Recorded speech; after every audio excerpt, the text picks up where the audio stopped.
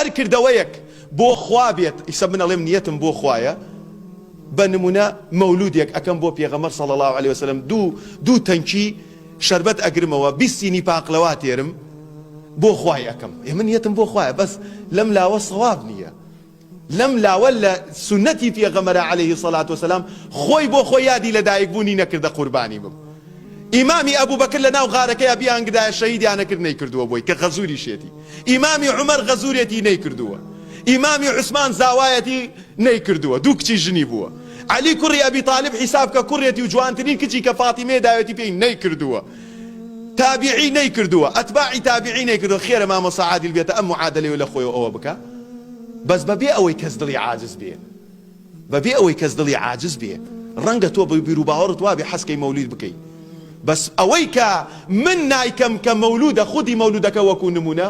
واللهی ئەگەر هەبوایە سەریشم لە سەری دابنایە ئەم کرد ئەگەر یەک جارێکیش لە تەمەن ما بم کردایە لەبەر خۆشەویستی پێغەمبەر عەلەیهی سەڵات وسەلام ئەوەی کە منی گردووەتەوە نایکەم تەنها نەبوونی بەڵگەیە نەک نەبوونی ئەوەی من لە فڵانە گروپم یان ئەو فڵانە گروپە یان ئەو فڵانە حزبە ئەو لە فڵانە لایەنە ئەوە نییە قەزیەکە نەبوونی بەڵگەیەکە ناکرێت بە من